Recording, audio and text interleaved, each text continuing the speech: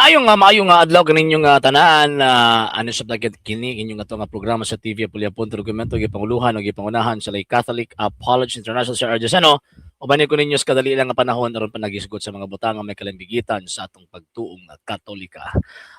Okay, so magpasalamat una ko sa mga isang mga Katoliko kung kanila nagatabi ng kasupra. Siyempre, mo ginatungon unahon kay di magid mahitabo kining programa nga maglawig din sa social media kung wala ng inyong tabang o ilang tabang kung ilahang gitawag suporta pinagino na Sir Ronald Escaldarin family, Sir Romeo Nodian family, Sir Robert Avilan family, Sir Michael Roger Uy and family, Sir Rene Keblat and family, Sir Rodincio Sibilies and family, Sir Emmanuel Papas and family, Sir Tupeg Galimit and family, Ma'am Burden Lapera and family, Sir Jerry Alacre and family, Sir Ray and Ma'am Sheng Hernani and family, Sir Jubilacia and family, Sir Ramil Yones and family, Sir Edmono Esteban and family, o sa tanan nagataban ng support sa program pagkaman wala nagapalitok sa ilang mga pangalan. Daghang yung salamat tungod sa inyong tabang, tungod sa inyong suporta. Kini nga tong program ana gihapon dinhi sa social media. Ug until now nagkinalang gihapon kita mga sir ug mga ma'am sa inyong tabang suporta kay lagi wala mi mahimo dinhi mga sir ug mga ma'am. Kung wala inyong tabang inyong support, sa gustong mo tabang, sa gustong mo suporta, pwede ninyong ipadala inyong tabang suporta pinagis mga account numbers kana ko sa mga screens kana nagadagan nga information ug pwede sab mo mag-message sa tong page kung very mitan sa inyong pagpadala.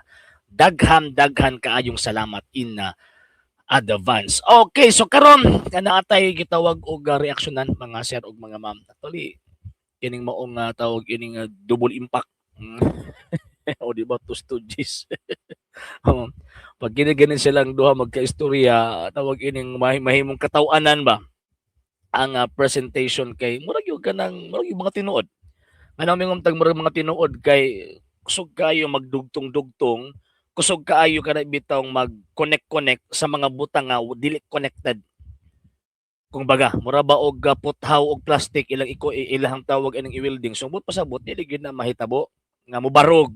Ngano man kay di man pwede magsumpay ang plastic ug ang puthaw. Mo pud ni sa ilahang gitawag og argumento karon. So ato ang paminahon, ato ang tantan-awon nya pagka man i-stop lang nato ang video kung naatay gitawag og reaction. Okay? Sige.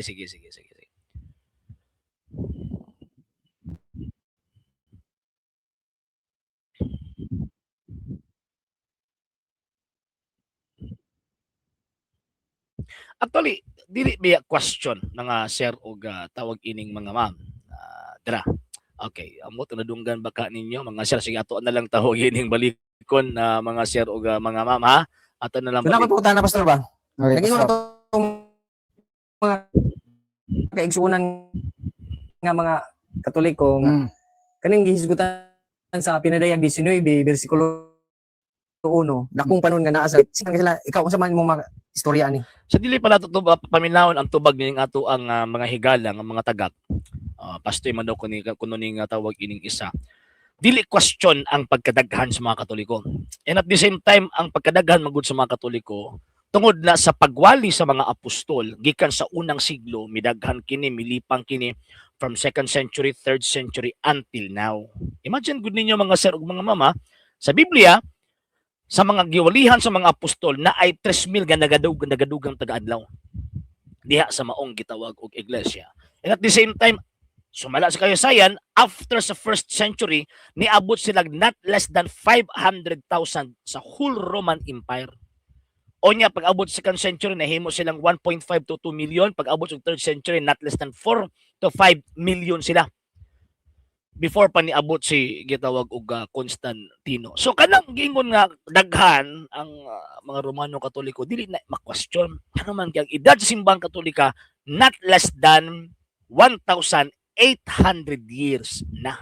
So normal gyud na nga kana bitaw nga mudaghan gyud ang iyahang gitawag og sakop. Kung i-compare nato sa Seventh-day Adventist o kining mga abot og unsang klase ning pagkasabadista ning maong tawag ining pastuya o kining ilang maong mga tawhan na wala ko kabalog unsang klase kay buak-buak po ng Seventh-day Adventist. So wala ko kabaloon sa ilahang klase. So kung imong i-compare sa kadaghanon sa mga tao sa simbahang Katolika nga nangamatay na tungod sa gitawag pagtuo, di pa ni sila kalabaw eh. Kung ato ang tan-awon ang pinaka mainline gyud nila katong Seventh-day Adventist not less than butang to 40 million for example from 1863 hangtod sa gitawag og karon nga panahon. So butang to 40 million ang ilahang number. So di gihapon kalabaw di gihapon kalabaw sa tawag in English ang gitukod ni Kristo. Kaya imagine na, first, second, and third century pa lang, 5 million na, not less than 5 million. So ang iglesia ng gitukod ni Kristo nagatubo, nagadako. So kanang gingon sa Revelation chapter 19 verse 1, usa ka dakong panon. Buti pa sa butoy makaihap ana. So sila maihap man sila, so but pa sa buti na sila magisultian din na. Pero actually magkatawag ka sa ilang pangangkon kay ang sumpayan ni mga Sabadista loko na lang. O sige daw ato lang ipadayon ni. So, kung ika-istoryana, mura gid sila maka-claim, mura lang. Mura. Nabigingon nga claiming and proving are two different things. Ang pag-angkon ug ang pagpamatuod wa ka man maglahing butang. Ang simbahang Katolika ni angkon siya at the same time na siya prueba. Ang kining maong iglesia gitukod ni Kristo ambot na ning ila. Unsa kay ihatag nila nga prueba nga sila ang tinuod ni iglesia gitukod ni Kristo nga abot lang siguro possible nga kini mo mga tawhan na siak gihapon sa Seventh-day Adventist. Ano man, kay dahil sa kalibutan, sila man gid ang pinakadakong panon. Dili na siya tawag ining ma-question kaya kung i-compare sa inyo ha, pero naman tamo kabuo ko eh. Dili man Kaya labis. kay dahil sa pinadayag nagisgot mag dakong panon. So ila ring i-claim kami ni. So aton to bago na based in the Bible nga pamatud-an gid nato igsoon sa Biblia nga kanang dakong panon nga gisgutan sa pinadayag dili na mga RCC oy. Dili na. Iya tira. Mura po siyang tawag ining nga nakabalo sila. Continue na to. Sila Dili na mga Katoliko. Angkon-angkon na ilahan. Man. Kung basahon nato igsoon sige ani ang tubag? Basaha ang Isaiah 66 verse 23. Oh, tanawa, di ba? Ngunit kung yung ganina, di sila makastick sa isa ka text. Di sila makastick sa usa ka gitawag og book.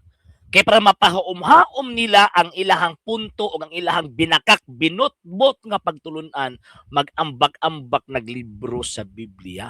O pagani mo human sa usa at na dayon sa usa. Di ba?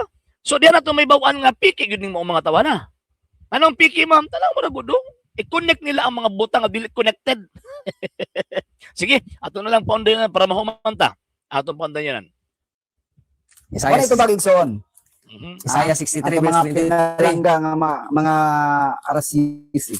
So ingon diri sa Isaiah 66 verse 23. Pulong sa Ginoo nga nagingon. Ug mahanabo nga gikan sa bag-ong pagsubang sa bulan hangtod sa usa ug usa ka adlaw igpapahulay hangtod sa usa. Ang tanang katawhan mangani aron pagsimba sa akong atubangan niingon si Jehova. Okay. Klaro kay igsoon unsa kuno? O sige niya ug mahanabo nga pag-abot sa adlaw igpapahulay ang tanan nga mga katawhan tanan ha. Tibok kalibutan na makana Binutbot man yung mga tawana. Nila ang tawag ining literal pagsabot ang kining sulat ni Propeta sa Kapitulo 66, 23. Kaya kung nato ang tanawon, kung sakto pa ng ilahang panabot, kung literal yun na tinuod, iatras ninyo sa 21. Himuon kong mga pare o mga levita ang uban kanila. Nya kay ingon nga mulungtad hangtod kang tunan ang bagong langit ug bagong yuta nga akong himuon nag-ingon ang Ginoo mulungtad usab hangtod kang tunan ang inyong kaliwat kisa man na kaliwat sa mga Hudyo nga gipanguluhan sa mga pari nga mga levita. Mo ang pag-abot sa 23 matag bag-ong subang sa bulan ug matag adlaw igpapahulay ang tanang tawo moduol kanako didto sa Jerusalem aron pagsimba kanako. So kung natuan ang literal dili ni maong tinuod ni mga tawanan mga piki ni. Ngano man kay nagpasakop ang mga Amerikano, wa man nagpasakop sa mga paring levita. Again ha, nitaka sila, niadto sila sa laing text ha, nga ang main issue ang Revelation chapter 9 chapter 19 verse 1. Pero ato ang gipaundayonan, mga sir o mga ma'am. So diha pa lang daan, binutbut-but ni mga tawhana. Nagbinutbut ni. Ngano man kay ang Biblia mismo nag-ingon, kung basahon nimo ang Isaiah chapter 66 verse 21 hangtod sa 23, dili pundok sa mga Sabadistang gipangtukod og mga Amerikano ang giskutan. Kung dili ang Judaism. Pero dili magud na siya literal. Nganon, figurative bang nga nagapunting sa gitawag og umaabot. Unya, gikan din na sa matag bag-ong subang sa bulan og matag adlaw igpapahulay. Dili man na, kung sukuan pa ba, dili man na nag-refer sa weekly Sabbath, kung dili ang counting of days or ang reckoning of days. Sa pagsimba nga to, sa matag adlaw, sa matag subang, sa gitawag og bulan, ano sa mga subang bulan, di ba? For whole year. Sa matag adlaw igpapahulay, di ba? For gitawag og wani kay ngano man kay adlaw-adlaw ang pagsimba sa mga tao sa atubangan sa gitawag og sa Dios. Kay Malakay chapter 1 verse 11, gikan sa pagsubang sa adlaw hangtod sa pagsalop ang putli nga halad igahalad ngadto sa Dios og ang pangalan sa Dios, ang ngalan sa Dios simbahon kini. So wa nagapunting lang sa usa ka adlaw. Nganong adlaw ipapahulay man ang gigamit nga term, nganong man kay ang kining nagsulat ini ang iyang religion Judaism dili Seventh-day Adventist. Karon balik ta sa Revelation chapter 19 verse 1, nagiskot mag-adlaw ipapahulay dito? Wala. Wala magiskot og adlaw ipapahulay dito. Ganun man kay ang pagsimba dito sa langit adlaw o gabi Buti pasabot kung anong musukan pa ba, walay tawag ining time ba kung baga kung sa tua pa adlaw gabi way hunong. Revelation chapter 4 verse 8. Unya ang dito po sa langit wa po'y adlaw gyud sa tinuod lang literal nga adlaw o gabi nga para magkambyo ang bulan ug adlaw. Wala dito. Kanang literal nga bulan adlaw. Basaw na to ha. Walay adlaw ug bulan dito nga mo na hinungdan nga magkambyo ang adlaw ug makadetermine ta, magka-identify ta nga adlaw ipapaulan na or adlaw Domingo na. Niya. 21-23, dito wala na kinahanglan na ang kahayag sa adlaw ug sa bulan kay nagdanag man niini ang himaya sa Dios ug ang naping karnero mo'y suga dito. 5. Dito wala na gabi ug di na sila magkinahanglan og mga suga o kahayag sa adlaw kay ang Ginoong Dios maunay ilang kahayag ug maghari sila hangtod sa kahangturan. O yung sa man pagka-counting. Nga adlaw ipapahulay itong pagsimba nito. Nga ang count na siya na ipapahulay. Di kang man sa pagsubang ito sa pagsalop. Kayo baga. Diba? Kung literal pagsabot mga sir ug mga ma'am ha. So again, ang Isaiah chapter 66 dili na refer sa mga sabat keeper daw karon nga mga Amerikano, sir no ma'am.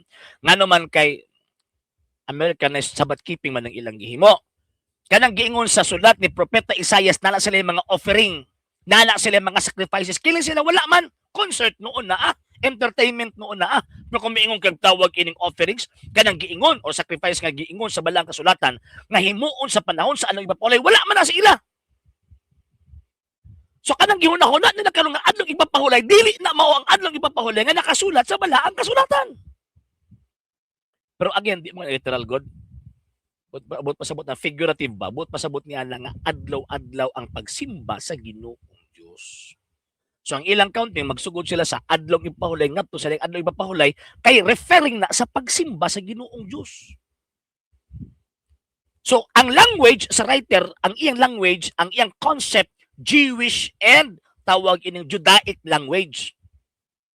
Dili Americanized language. Pero dito si tawag ining Book of Revelation. Di na tama dito. Nga naman kay, siyempre, dapat sabto na siya according sa Judaic interpretation. Di ba na pwede nga sabto nimo according sa Americanized interpretation? No! No. Dito sa Bagong Testamento, never nagisgot ang Book of Revelation nga magsimba ang naas langit adlaw ipapulay. No, sir, no, ma'am. Wala magisgot. Number two point, kanang mga naa sa langit nga daghag gitawag og kanang di maihap kung baga. Dakong panon, number 1, di sila maihap. Number 2, nagbit-bit sila mga palwa. Nagbit-bit sila mga palmera. O basaw na to ha. Revelation chapter 6 verse 9 kung wala ko masayo. Gipadayag kapitulo 6 bersikulo 9. 7-9 rather, 7-9. Sige ngon din Tapos niini nakita ko ang dakong panon sa katawhan nga walay makaihap. Maihap pa man na sila. Gikan sila sa nagkalain-laing nasod, Katoliko. Di ba? Kay ang Catholic man God throughout the whole. Gikan sila sa nagkalain-laing nasod, banay og katawhan og nagbarog sila sa atubangan sa trono og sa nating karnero. Nagbisti sila nagputi og nagbitbit og mga palwa. Usa mang relihiyon na dinhi nga nagabitbit og palwa. Labi na sa panahon nga sa ulog ang tawag ining Semana Santa. Katoliko ra kini man nagibitbit bisag palwas kamunggay. O man nagibitbit ng mga tawag ng tagaka. Di ba? So kanang gingon sa Book of Revelation chapter 19 referring na dito niining mo ang mga tao nga naluwas gikan sa nagkalain-laing nasod. Kay mao na sugo ni Ginoo Kristo Saint Matthew chapter 28 nga panlakaw mo sa ng katawan sa tibuok kalibutan. Himuon silang ako mga tinun-an bautismo sila sa ngalan sa Amahan ug sa Anak ug sa Espiritu Santo. Nya napay sumpay og hinumdumi ako nagmagauban kaninyo kanunay hangtod sa katapusan sa kalibutan maong di maihap. Nga naman sa hinungdan mga sir ug mga ma'am, kining moong iglesia ang edad ni ini not less than 1,800 years old na karon. Unlike sa tawag ini sa bading ko nga piki. Usara na sila ay wapag siguro na sila naabot og 200 years old. Di ba? Oh. Di pa lang daron na eh. Palpak na eh mga sir og tawag ini nga mga mami. At the same time, sa moog gyapon pagi na gyapon Revelation chapter 14 verse 1. Ano na nasa langit. Unya nakita ko ang nating karnero nga nagtindog sa bukid sa Sion uban sa 144 katawo kan sa mga agtang gisulatan sa iyang ngalan ug sa ngalan sa iyang amahan. O nadungog ko ang usa ka tiyo gikan sa langit ug sama dinaguok sa dakong busay ug masipa kadalugdog. Ang nadungog kong tiyo sama sa huni sa mga alpan. Nag-awit sa lagbag-ong awit sa atubangan sa trono ug sa upat ka buhing binuhang ug sa mga pangulo. Walay makamao sa maong awit gawas lamang 144,000 nga gitubos gikan sa kalibutan. Kini sila nagpabiling putli. Again ha, kini sila nagpabiling putli kay wala man sila makikihilawas sa mga babae. Wala sila magninyo. Nya, pasar ka nito eh. Di ba? Di mo pasar. O Book of Revelation na, wako rin dagaglain ha. Book of Revelation ang ato ang tawag ining gisgutan. So, number 1, adlaw-adlaw sila nagasimba. Maging adlaw yung papahulay. Number 2, kanang mga tauhan, naggikas ta ng mga nasod, nagbitbit og palwa. O nya, na atong 144,000, mawa nagminyo. Kung sa ramang pundok ka nga naidisiplina sa silibasya, nga dili magminyo, ang simbahang katolika lamang, wala na ilain. So, kanang gingon mga nangaluwas, nga naana, sa gitawag, o kining langit kanang gisgutan sa Book of Revelation, mga Katoliko na dili na sa bading koy matik-atik kami luwas mi kay adig papahulay nagdamgo mag morning nagdamgo mag dagmata kung baga nagdamgo mag dagmata. Sige, continue na to. Ngayon, sa atubangan, paduol sa atubangan aron sa pagsimba. Pataka lang ka ang gingon din na sa Jerusalem. Panguluhan na sa mga parlibita. Pataka Sa naglaw, adlaw yung papaulay. gikan sa pagsubang sa bag-ong bulan o gikan sa usa ka adlaw ipapahulay ngadto sa laing adlaw ipapahulay. Bot ni mga Adlaw papaulay, dili mga Domingos. Tawa mo lang. mo kining mo mga tawhana ba basta makaduol lang ganing adlaw ipapahulay una-una nilo ngo adlaw ipapahulay lagi na. Di ka ba lumuhatag sa kanabitang pagsabot sa tamang konteksto sa pagsabot sa balaang kasulatan.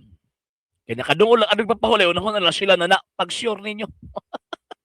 O granting mo meeting nga kamo ang tawag inang adlaw ipapahulay gyud na nya kamo na. Hindi man kamo kay Americanized man mo. Gitukod man mo mga Amerikano nya kanang giingon sa Book of Prophet Isaiah chapter 66 gipanguluhan man ng mga parang libita. Yung baga. Okay. Labot atong dakong panon nga gisgutan sa pinadayag ano man. Ilay, wala man yung connection dito sa tawag ining Book of Revelation. May connection dito. Di ba? Giwilding, ay lagi i-wilding lagi. Kung i-wilding ninyo, mga buang mong sabot, anak, ay gusto ganyong ipugos ang pagtulon, ang binotbot, isuk-suk ninyo sa Biblia. Again, wa mo'y labot, anak. Ano man, kay kanang Book of Prophet Isaiah, referring na dito sa mga Hudyo. Kamo, gitukod mo mga Amerikano. Wa mo'y isguti sa Biblia eh. Wa mo'y isguti. May pagsimbahang Katolika. Gisgutan pa. Di ba? Gisgutan ang simbahang Katolika de. Ay, mo basahon ang Biblia kasi sa yan. Gisgutan ang simbahang Katolika. Pero kini, wa man isguti. Gisgutan na sila kaning mga mini nga mga tutudlo nga niabot sa bag-ong gitawag ug kapanahonan. Wala dito pailad. Ano man kay bright na kay mga mangilad doon magbitbit ng Biblia. Magbali-wali. Ingnon din tinuod sila. Okay. Okay, so sa wala pa nakapag-follow sa mga pages, i-follow nyo itong mga pages, RJ Roland Sanders 2nd TV, Apolya.Gamit page, Kuya Apology TV page, and RJ's Vlog 2022. O ga pwede sa mag-send din na og Facebook star. So sa itong mga channels, sa wala pa nakapag-subscribe, i-subscribe nyo itong mga channels Dali Catholic Apologist International Official, RJ Sandali Second TV, Kuya Apologist TV, and Barrio Kawan Religious Forum. Ug pwede sa mag-send din na super stickers, super chats, na super thanks. And ayon sa mga taong gustong matabang sa itong program, pwede ninyong ipadala yung tabang support type sa mga account numbers, kana sa mga screens, kana nagadagan ng information, o pwede sa mag-message sa itong page kung very remittance inyong pagpadala. Daghan kaayong salamat in advance. O kana lang una, mga sir ug mga ma'am, og gikan na sa kinatibuk ang pera sa TV Puliapunta gid gipanguluhan ug gipangunahan sa Lay Catholic Apology International Officials kung makaubalan sa LCS na mga Katoliko nagasubaybay, nagataban nagasuporta sa programa kini yung ubos nga alagad og sa pagtong Katoliko, Sir RJ Seno temporary yung moingon Ecclesiam Servire et Fidem Catholicam Defendere. Maayong adlaw yung tanan. Ave Maria, Viva Cristo Rey.